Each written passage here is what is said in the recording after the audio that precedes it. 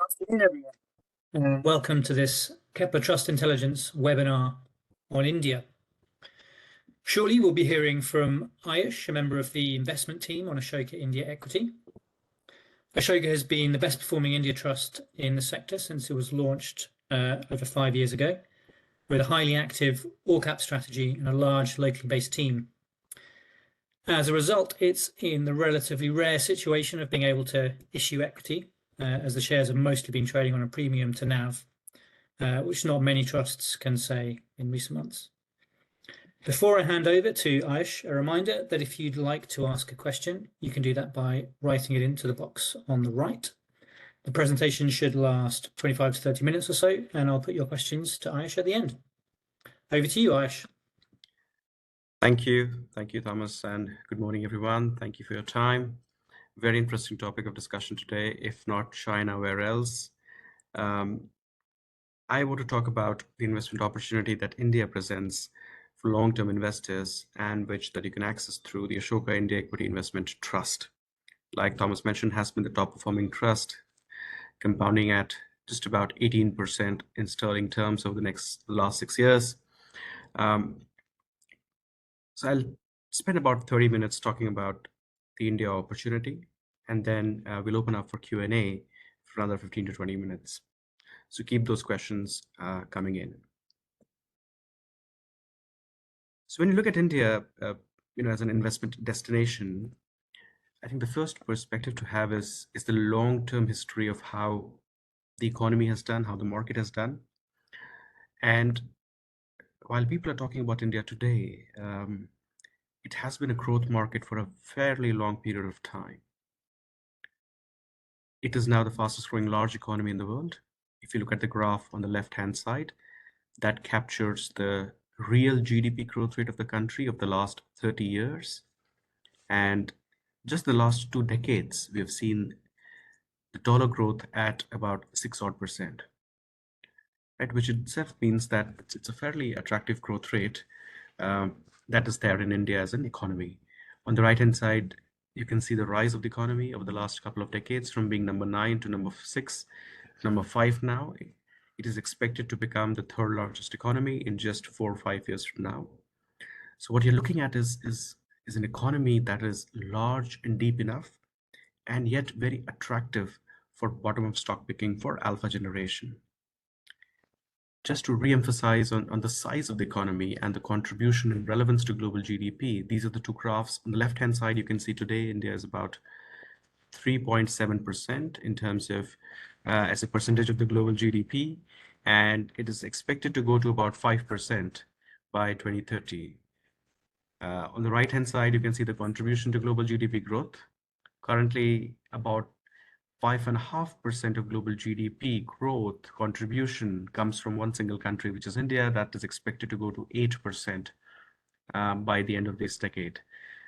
So the limited point here is that even though India has been a growth market for the last 20, 30 years, now it is becoming too big to ignore for most global investors, to the extent that 8% of global GDP growth would be contributed by one single country. And hence it becomes very interesting to kind of evaluate the kind of opportunities and wealth creation that is going to happen once India charts that journey from being a $3-4 trillion economy to a 6 trillion, 7, and then eventually 10 trillion economy over the next 10-15 years. The most attractive aspect of investing in India to our minds is the alpha opportunity. This is a study that was done by Wall Street Journal back in the day. And they looked at all the large equity markets to figure out what are those markets that are most attractive for emerging for active managers. And India stood out as the most attractive market for active management. What this tells you is that even on top of the index returns that the market might deliver, there is an opportunity to extract 200 to 300 basis points of alpha.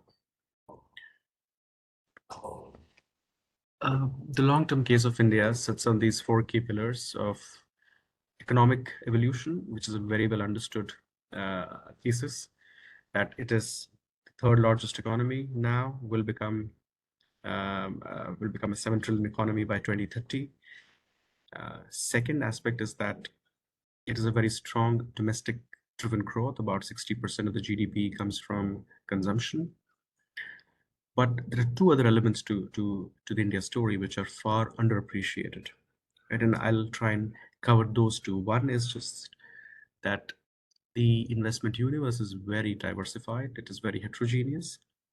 There's a lot of entrepreneurial driven capital allocation with high returns on capital at a country level. And secondly, the soft infrastructure of mature democratic institutions is present there. And then there is a relevance of this to aggregate valuations. This graph shows the last 30 years of corporate earnings in the country. There are three arrows at the top. The first one is the long-term returns that the index has delivered. It might come as a big surprise to many of you, but the index has been one of the top performing equity markets, not for the last 4 or 5 years, but for the last 30 years. The index itself has delivered 12% compounded in nominal terms and 7 to 8% compounded in real dollar terms over the last 30 years, which has been in line with the nominal GDP growth rate as well as the corporate earnings growth rate at the country level. Now, this growth does not come in a straight line. You can see clearly 5 distinct phases uh, of the economy. First was post-liberalization. The country liberalized in 1992, and then there was a whole explosion of economic activity. Earnings grew by 45% during this period. So the leftmost part of the graph. After that, from 1996 to 2003, earnings grew by only 1%. For the next 5 years, we had a 25% growth in earnings, and then again, post the global financial crisis, there was sort of a lost decade in India where earnings grew by only 5%, which is okay in global terms, but from India's standpoint, it was regarded as quite anemic. And now again, since 2021, on the extreme right, you can see we have entered into another cycle of earnings expansion. And I'm going to talk about what is leading to this earnings expansion that we are seeing in the market. India's market returns have been backed by earnings growth and not by valuation expansion or not by multiple expansion. And to illustrate this point, look at the graph at the top left. This captures the earnings growth at a country level. And you can see the dark blue bars that over the last 3-4 years, earnings growth has been very attractive between high teens, so 14 to 15% annualized over the last few years, and is expected to be the same as well over the coming 4 to 5 years. So earnings growth is what is kind of driving market returns and not so much valuation expansion.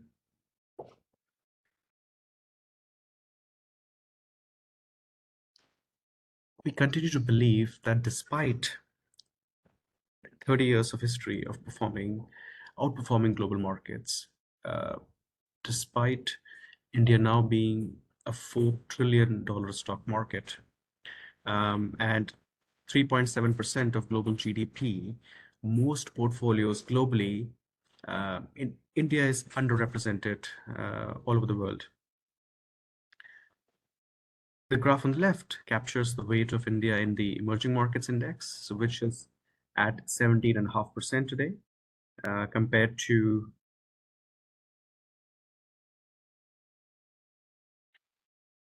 so there was a question. Okay, so compared to, I hope you're able to see the presentation and my voice is clear.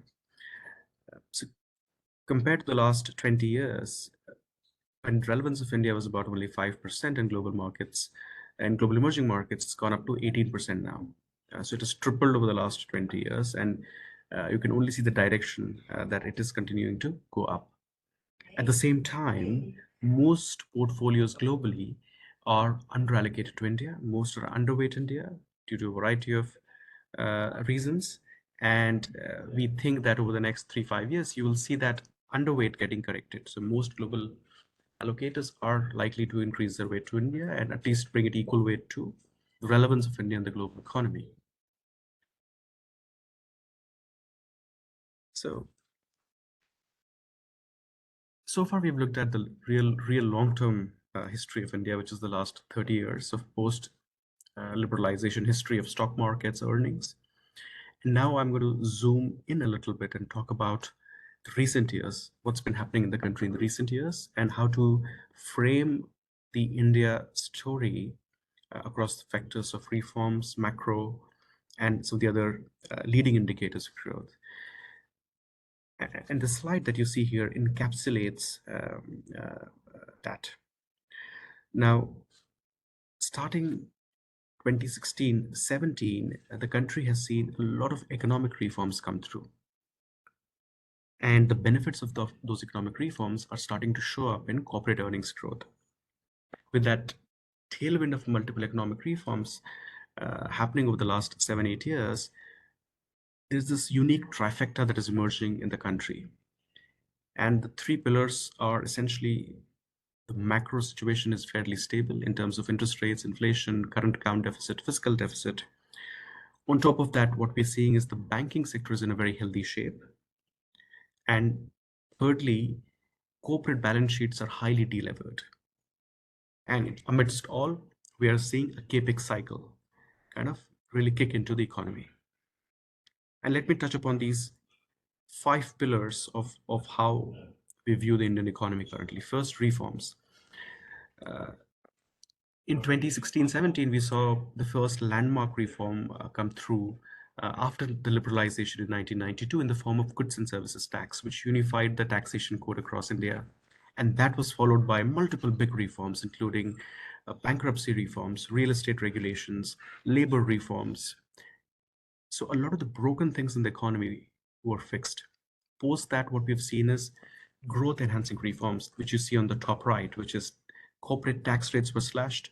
We have a complete retooling of the industrial policy in India, so on and so forth. So a lot of the reforms have happened and the benefits have started to trickle in.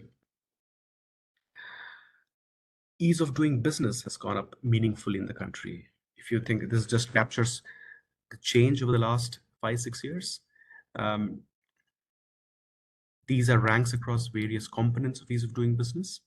And you can see India's rank has improved significantly over the last 5-6 years. So be it getting licenses or permits of construction, or the hurdles to start a business, or getting your electricity line up, or your credit, or resolving insolvency, across all of these parameters, as far as ease of doing business is concerned, we have seen India really climb the ranks over the last 5-6 years.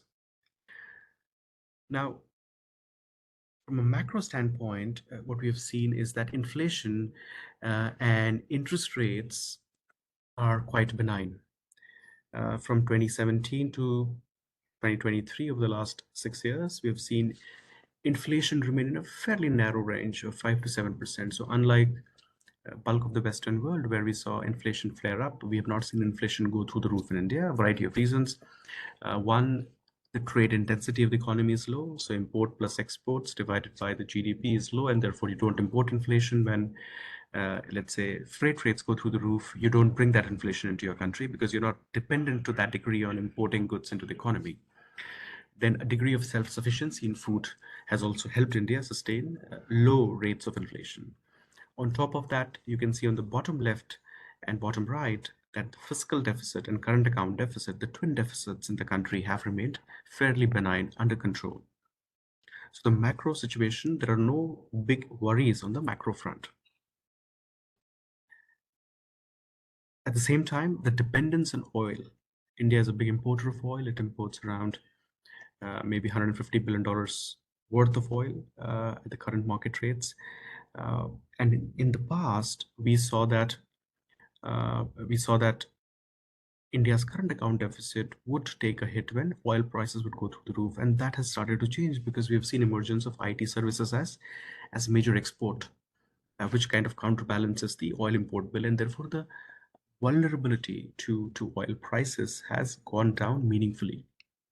So that is the current account side. And even on the capital account, what we expect is the inclusion of India in the JP Morgan bond index and the Bloomberg bond index would probably bring in about $25 billion worth of inflows into fixed income in the country. The second pillar is the banking sector. And this is a very interesting graph that you see here on your screens. The left-hand side of the graph is essentially how non-performing assets have moved in the banking system. The red line represents government-owned banks, and the blue line represents private sector banks. And you can see that the balance sheet of the banking system was quite saddled with non-performing assets up until 2018-19. 3 to 4% of the balance sheet of the banks in aggregate was tied up in these non-performing assets. And since then, we have seen a constant decline in the credit cost or NPAs in the banking system, partly due to the bankruptcy reforms that have happened in the country. And today, the banking sector is in the healthiest shape in a really long period of time. In fact, the best shape that we've seen in the last 20 years. Why this is important is because earlier banks were constrained to use their balance sheet to lend to certain productive segments of the economy. And now that constraint from a supply of capital has gone down. And the third piece is the balance sheets of the corporates. This graph here captures how leverage for the top 500 companies in India, which is bulk of corporate India, how has that moved over the last 20 years? And you can see that leverage tends to be a deep cyclical. There was a big leverage upcycle from 2006 to 2015. It peaked in 2015 at 1 times debt to equity. And then since 2015, we've seen a corporate deleveraging cycle play out where leverage has been cut down by half. Even as equity has accumulated, equity has gone up, but leverage has come down. So it's a very sharp deleveraging that has happened across corporate India. And the implication of this is that now corporates have space on their balance sheets to borrow again, start borrowing again, and start doing productive capital expenditure, grow their businesses, create jobs. So to summarize these three things, it's quite unique that all three have come together at the same time. One, very stable macro situation in terms of inflation, interest rates, current account deficit, fiscal deficit, everything is in control. Number two, the banking system is in the healthiest shape, lowest ever non-performing assets. So the supply side is sorted as far as capital availability is concerned. And number three, from a demand standpoint, you see corporate balance sheet, the lowest leverage in a very long period of time. So they can borrow and then they can put productive capex into the broader economy. With all of this, even from the government balance sheet, right? So far we've looked at corporate balance sheet. Now let's look at the government's balance sheet. Post the goods and services tax reforms, the revenues for the government, the tax revenues for the government have been steadily going up. And today they're far higher than pre-reform, pre-taxation reform. So the government is sitting on a large pool of revenues to deploy in the economy. And secondly, from a fiscal prudence standpoint, we have seen that spending on consumption stimulus, on subsidies, on populist schemes, that has gone down meaningfully. And that is ushering a government-led capital expenditure cycle on infrastructure development in the country. And that's what you see here on the screen, that since prior to 2018, government expenditure was quite sluggish, 6 to 7%. And since 2018-19, and that's when the taxation reforms happened, you've seen capital expenditure by the government on building infrastructure really, really pick up. It's growing at 23%. What we are seeing today is a big pickup in infrastructure, big makeover of sorts across railways, highways, metros, airports, ports, defense. I'll take one example here from this graph, which is just look at the number of airports in the middle. India had 75 airports in 2015. And since then, in the last 8 years, we've added another 75 airports. 75 airports have been constructed in the last 8 years, right? That is quite remarkable pace of infrastructure development. And that's what we are seeing across roads, railways, highways, ports, and many other segments of infrastructure.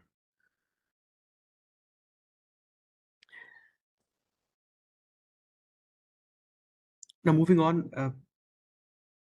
a unique aspect about India's GDP composition is that a lot of the growth is driven by consumption, right? 58% of the economy, as you see here, the composition of GDP, consumption drives 58, 59% of GDP, and investment is 36%. It is in stark contrast, this opposite of the China model, where consumption is the lower part of the GDP and all of the growth has been investment driven thus far. Now, the dynamics of India's GDP growth is also slightly shifting, as you see here at the green section of the table. So from FY13 to 22, for a 10-year period, consumption was in the driver's seat, growing at 6%, and investment was growing at 5%. And you see that mix changing now. Now, apart from consumption, which is doing well, 5-6% growth, we have seen investment as well become the second engine of economic growth. It is growing at 9-10% now. So now you have the twin engines of both consumption and investment driving aggregate growth. So another very important point to keep in mind that it is no longer India's right now, no longer dependent on just consumption to drive overall growth. And then finally, a big development has been Make in India, or development of manufacturing within the country. China historically has been the manufacturing powerhouse. It is the and it has market share ranging between 10-20% to 60-70% across categories. And because of the geopolitical winds, what we have seen is India gaining more relevance in global supply chains and slowly emerging as the most credible alternative to China when it comes to setting up manufacturing. And on your screen is just a snippet of multiple global organizations announcing their manufacturing plans in India. So in industry after industry, we have seen global corporates now setting up shop in India, making India as their second largest manufacturing hub after China. And that has become another driver of growth, something that we have found a lot of attractive opportunities in. Just to give you a few examples, if you look at the table on the right, in things like specialty chemicals, textiles, toys, China's market share ranges from 35% to 66% in toys. And on the right is a quick comparison of how India looks like in the market share. So it is still tiny compared to China. And even if China were to lose 5-10% market share, that would mean that India's manufacturing base would triple or quadruple over the coming 5 to 10 years. So that is the rate of change that we are seeing in manufacturing now. A big success story, a small part of the manufacturing success story thus far has been electronics. It's a case study that I wanted to share with you, which is Apple moving iPhone manufacturing to India. So prior to 2017-18, there was very little iPhones getting, there was literally zero percentage of iPhones getting manufactured in India. And Apple decided to shift part of their manufacturing to India a couple of years back, and now the goal is to do 18% of all iPhones globally to be manufactured in India the next couple of years. So from zero, Apple has gone to $25 billion worth of iPhone in a very short period of time. And once Apple came into India, and then Samsung followed, and then that kind of removed a lot of the apprehensions that global corporates had about infrastructure, about availability of labor, about electricity, ease of doing business. All of those concerns were alleviated once Apple and Samsung decided, and that kind of opened the floodgates for manufacturing to take place in the country. To supplement that, the government is putting in a lot of reforms in place to really boost manufacturing growth in the country. Finally, to wrap up, valuations, all of this is well and good. Growth continues to be fairly strong in the country.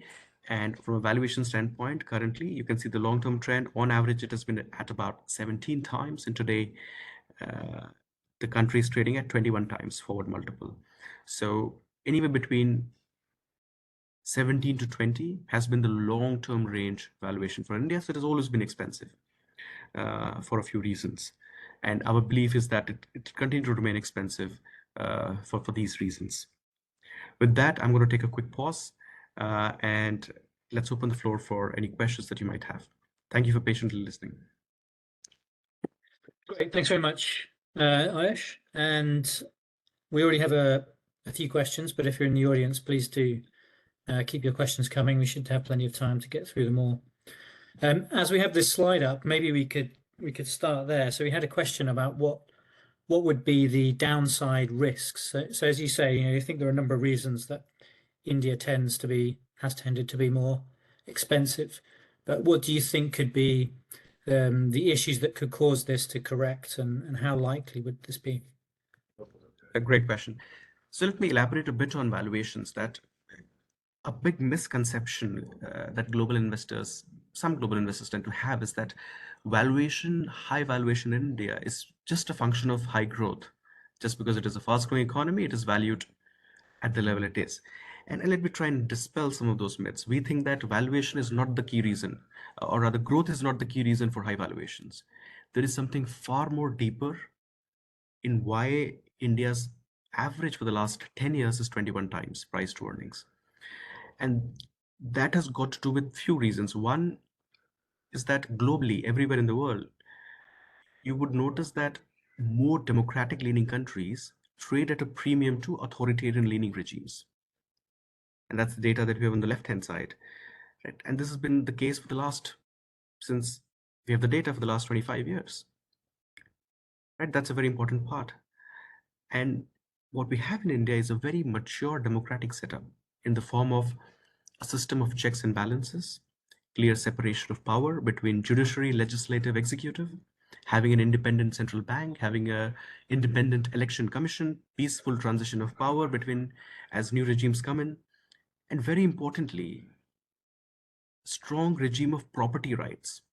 So to our minds, a democratic setup and property rights are important because when you invest in equity in a country, you're buying property rights. When you buy a stock, you buy property rights to cash flows of that company in perpetuity. And unless you can, your property rights, if they're infringed upon, and unless you can have recourse to that infringement on property rights in a court of law, the value that you ascribe is far lower. Right? For instance, in a more authoritarian country, if you buy equity and the government infringes upon your equity, you have no recourse in a court of law. So the premium that you get, valuation premium in India, is because of mature democratic institutions, separation of power, system of checks and balances. Global investors feel that their equity investments will not get wiped off or written down, as has been the case in many other authoritarian countries across Eastern Europe and Eastern Asia. So that risk is not there. That is one very important reason, and a far more important reason than growth of the country. Growth is there, yes, and there is a premium for growth, but this is a more important reason. Secondly, on the right, all countries don't have an equal mix of government ownership and entrepreneurial capital allocation. Right? Everywhere in the world, government-owned businesses trade at a discount to privately owned businesses, and every country has a different mix of government ownership versus private ownership. So what you see on the right-hand side is the degree of state ownership across different economies. On average, in emerging markets, 20% of the market is owned by the government. In China, it is 30%. In India, it is only 10%. So you have to adjust for a lot of these things when you look at country level valuations. If you just look at 20 times and say it is expensive, it can be very misleading. And you have to adjust for a lot of the nuances when it comes to country level valuations and comparison of those country level valuations. So this is the key reason, ladies and gentlemen, why India has remained very expensive. It's growth plus mature democratic institutions, plus property rights, plus low interference of government. And we've had a question on foreign investment in the Indian market. Are there restrictions on how much foreigners can invest in the stock market, and is the MSCI weight adjusted for that? Yes, MSCI is free float. There are very few. In fact, there are no major restrictions as far as foreigners investing into India. In fact, I think 15% of the market is owned by foreigners in India. So there's a very large foreign ownership of Indian equities. The last I checked was around 15-16%. It's a $4.2 trillion stock market. So you can do the math. 16% of 4.2 trillion is owned by, so we're talking about $600 billion worth of equity being owned by international investors. That being said, there are few select industries, let's say around defense or banks, where there's a limit to foreign ownership. In certain cases, it might be 25% or 50%, whatever, depending on that industry. So those are certain limits of foreign ownership in certain select sensitive industries. Great. And of course, MSCI index adjusts for all of these. Yeah. We had a couple of questions on the election coming up. So one on the economy and one on the market. So perhaps you can wrap them together. I mean, should this will this election be significant for the economy in terms of the likely results? And secondly, could we see a market correction due ahead of the election? I guess the idea is, could people take profits ahead of a potential risk? Sure. So first, let me answer the second question, which is, could there be a correction at the elections, and is it time to take profits? It's a very strong view that it is absolutely impossible to predict these things, and it is not worthwhile to spend energy and time thinking about trying to time the markets. It's just absolutely impossible to time the markets. So the odds of getting it right is 50-50. It's like a coin toss. It's a coin toss that you might get it right 50% of the times and you'll get it wrong half the times. So that's the quick short answer on whether to take some profits prior to elections. Impossible to say. You might miss out on a big rally, or you might be right and the market's correct. Secondly, when it comes to the elections, yes, the country goes for elections in 2 months. Having said that, the consensus expectation right now is that the current government will continue and will get a third term. So Modi continues to enjoy a lot of popularity within the masses. Recent state elections also suggest that he is likely to win. So we think that the election is largely going to be a non-event, this one, as the consensus expectation is that the current regime will come in for a third term. Just want to show you some statistics. So these are the recent state election results. At the bottom, you can see in December, 4 large states in the country were up for state elections. And you can see the current party, which is BJP, won 3 out of those 4 large states. So the popularity has been high and remains intact. So to our minds, this time around elections, and that is largely priced in. So the markets are already pricing in this thing, right? So it's not going to be a big surprise. Anywhere between 90 to 95% probability is already being priced into the market for current regime to continue. So it's likely going to be a non-event, largely priced in. And the markets are expecting policy continuity, taxation continuity, and reforms to continue, as has been the case of the last 10 years. Got one more question on the macro before we turn to some more specific about the fund. But in the long term, obviously India is growing in political power and importance globally in conjunction with its economic development. Do you fear that, or do you believe that India will be pulled away from the orbit of the dollar? Is this talk of a new currency system set up by the BRICS something that we should be concerned about? Yeah, you're right. You're so right, Thomas. That slowly, the country is growing. It is now the It's now the 4th largest economy, and should be the 3rd largest by 2030. And as a result of that, the relevance of the currency is kind of going up. But I think it is highly, highly unlikely that India will move away from the dollar and create a separate BRICS kind of a currency, because BRICS in itself, the concept of BRICS itself has broken down. Right, so most of the BRICS really has not really kept up with the promise in terms of returns from this bloc as a whole. And there's a big gap between India's market and the rest of the market within BRICS.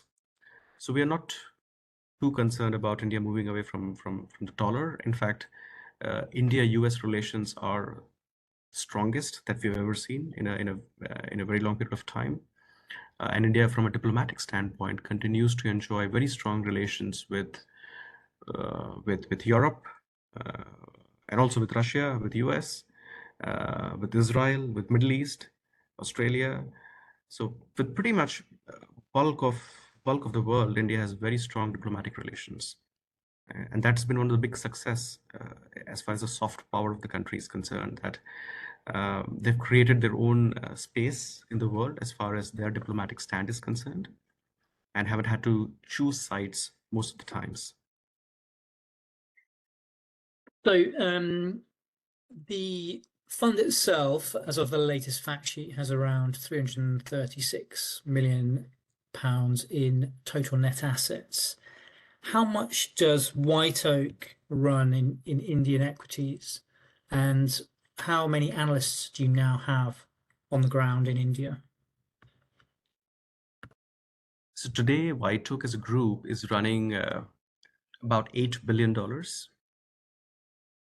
That's it. And that is split across two strategies, the India equity strategy and the global emerging market strategy. So the trust is part of the broader India equity strategy that we run. It's the same team that is investing across these strategies. Today we have a team of 45 people. So what you see on the screen is our investment team, out of which 32 are India dedicated, majority of them being based in India on the ground, conducting an extensive program of due diligence, factory visits, meeting suppliers, distributors, industry experts. And that has been a big differentiator for us, that we have built a very deep research infrastructure that is essential to extract alpha in a market like India, that is as diverse, heterogeneous, and complex as it is.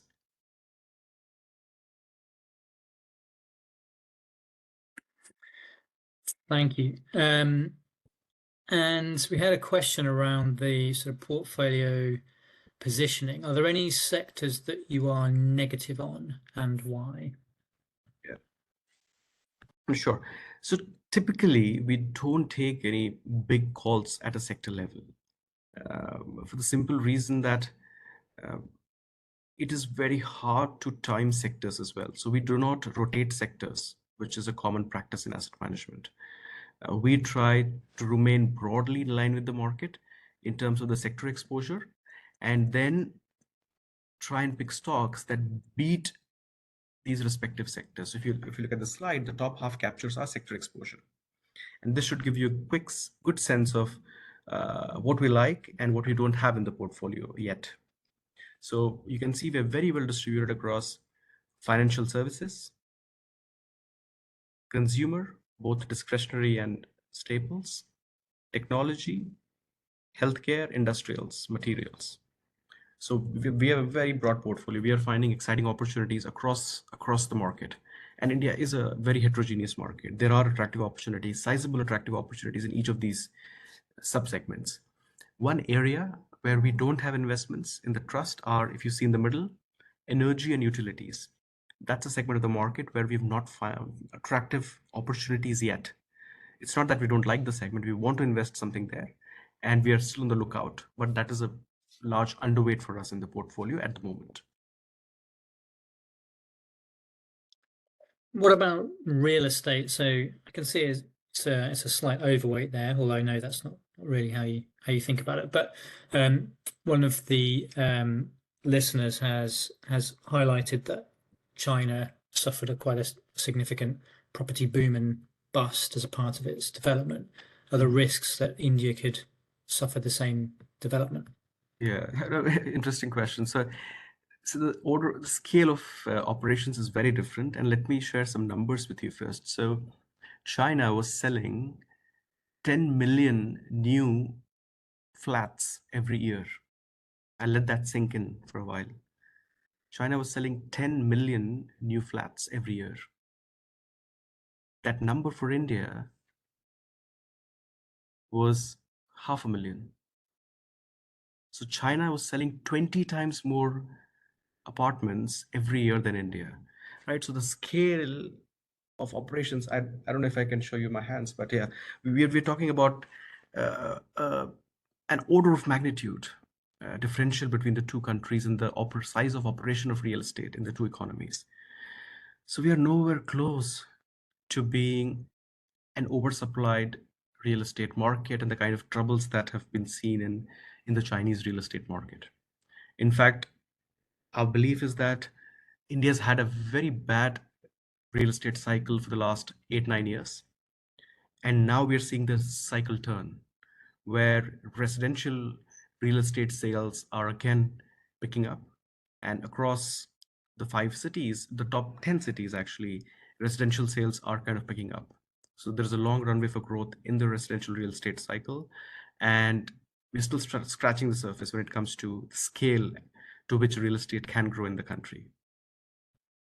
And should we expect rate cuts by the central bank to follow the US Federal Reserve, which itself could be good for the property market? Yeah. So the consensus is that if the US Federal Reserve cuts rates, India should also see at least 1 or 2 rate cuts. Maybe not to the same degree as in the US, for the simple reason that interest rates did not go up, or inflation did not go up in India to the degree that we saw it going up in the US. So maybe I can bring that slide up to answer this question where we have got interest rates and inflation, the history of that. Yes, so if you see the graph here, top left, the blue line, the light blue line is the interest rate in the country, and the dark blue line is the inflation. So inflation in India has remained at 5 to 7%, and interest rates have also remained in that range. So even if the cuts are there, they are going to be very nominal rate cuts, maybe 50, 25, or 50 basis points over the next 1.5 years.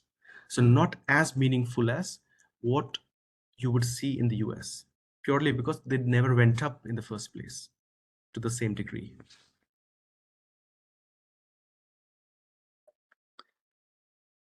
We've got a few more questions remaining, and I have a couple of questions to get through. But if anyone would like to ask a final question, please do that now. So the fee structure we haven't spoken about, but it's one of the interesting features of the trust that there's a performance fee only structure. So the manager only gets paid if the NAV outperforms the benchmark on a rolling 3-year basis. Could you just tell us, so are there any plans to change that structure, and how would the manager cope should you underperform for 3 years? A great question. So I think that the fee structure that we have is probably the most shareholder friendly and shareholder aligned fee structure in the trust market today. And a lot of our investors love the fact that we make money only when our investors make money. And when I say make money, alpha. I don't think investors should be paying for beta. Beta should be free or should be absolutely low cost. And that's why we've got 0% management fee and a performance fee on alpha or outperformance over the benchmark over a 3-year period. So what happens if we underperform for a 3-year period? We don't make any money because our investors don't make any money. So there's a very clear alignment of our interest with our shareholders' interest. At the same time, I must say that there has not been a 3-year period in our history where we have not extracted alpha. Over the last 6 years, maybe a good segue to also talk a bit about our performance. If you look at our performance here on the screen, since inception of the trust, and look at the bottom row, inception of the trust in 2018, it's almost 6 years now, the trust has compounded at 18%. And very importantly, this 18% is net. So it is net of all fees, net of performance fees, net of taxes, net of operating expenses. The benchmark has done 11%. Very importantly, the benchmark does not pay taxes and has no operating expenses. So the alpha, despite this big headwind has been 650 basis points. And you can see the alpha across calendar years, starting 2018, 19, 20, 21, 22, 23. So the team has now built a strong track record of not only higher magnitude of alpha, but also very consistent uh, alpha delivery over these years. It's perhaps worth noting that there's actually taxation situation is quite difficult in India, isn't it? That you need to pay capital gains tax on your returns, Yeah. essentially. So there's quite a big headwind that most active managers don't face. Helpful. Now you can dip your toes a little bit into the pre-IPO market. Is that right? Could you just tell us a bit about what you can do there and what the limits are? Sure. So first, the limits. We can do a maximum of 10% in pre-IPOs. We've never really gone to 10% in our portfolio. Most of the times you will see a single digit, small single digit, mid to small single digit percentage exposure to pre-IPOs. Now, very importantly, we are not running private equity in that small 4-5%. This is pre-IPO investments, which is when the companies have decided they want to go public. So in the run up to the IPO, let's say they're 6 months before or 12 months before IPO, we can come in, and that part of the market there is very low competition in that market. So for exceptional companies during the IPO, it gets very hard for most funds to get any sort of allocation. And having this opportunity within the trust where we come in selectively at a pre-IPO stage allows us to get allocation in otherwise very hotly contested issues. So that has also allowed us to add a few percentage basis points of alpha over these years. The pre-IPO investments, it has been a very successful strategy for us.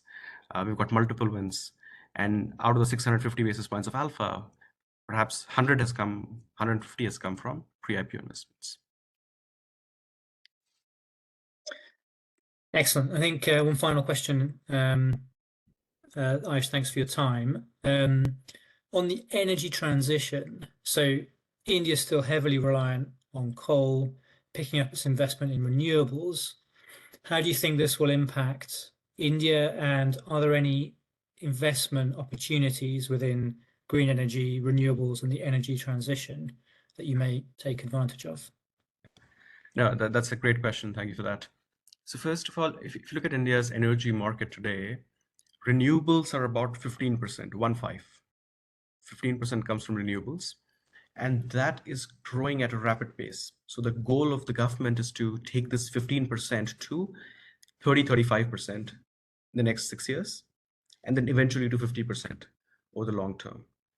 So the rate at which renewable infrastructure is growing in India is quite remarkable.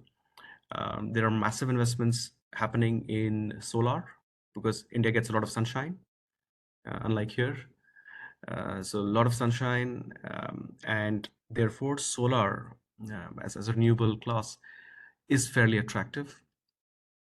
At the same time, the kind of energy demand that is there in the country, because the sheer scale and magnitude, and the fact that in the last 10 years there was absolutely no investment that happened in coal power. India is at the cusp of facing certain shortages in power. Yeah. And therefore we'll see both renewable energy, of course, expand, and at the same time you'll also see some bit of traditional energy sources also come through to take care of the demands of the country. So there are investment opportunities in certain select pockets. See, remember, solar and wind energy have not been attractive investment destinations anywhere in the world. People have not made a lot of money in solar and wind historically. So a lot of times what is good for the world, what is good for the economy may not necessarily be good for investors because profits can get competed out in many of these high growth sectors. So we're very carefully evaluating opportunities here. And we'll look at some part of the value chain, either the financing of renewable energy or maybe some component within the energy value chain. It could be solar module manufacturers, it could be the EPC contractors, it could be just generally the broader solar deployment companies. So we'll selectively look for opportunities. But I want to caveat that it's a very difficult segment to make profits in. And for investors, very difficult segment to make money in. Fantastic. We had a very late question come in. Aish, do you have time for one more? Yeah, absolutely. Let's take the last one. So March has been there's been a bit of a sell-off in India. The market's down maybe 3% or so, and the fund down a little bit more, maybe 5%. What's been driving this? Oh yeah, so month to month there always be volatility, right? That's the nature of the markets. And 1 to 3 percentage points is just noise in the bigger scheme of things. So nothing much to add there. I mean, we've been around for the last 6 years in the UK trust market. If you plot month to month returns, you will see plenty of months that have gone down by a few percentage points. So nothing really to add. It's the nature of markets. They don't go up in a straight line. There's always pullbacks, corrections. All of it is very healthy for the market. And that's what's happened in March as well, after a very strong run. Last year, like you see, 2023, we had a very good year. The trust was up 25% roughly. And this year as well, till the month of Feb, it was up by another 4-5%. And then in the month of March, there's been a bit of a pullback. So just par for the course, nothing really to talk about. Fantastic. Well, thanks very much, Ayush, for the presentation and for answering all those questions. And thanks very much to the audience for your questions. Hopefully you can join us at our event next week. Just a reminder that the presentation and the recording will be up on our website early next week, hopefully. So if you'd like to see the presentation, the slides should be available there. Fantastic. Thanks very much, Ayush, and have a great weekend. Thank you. Thank you, everyone. Have a good weekend. Bye, everyone.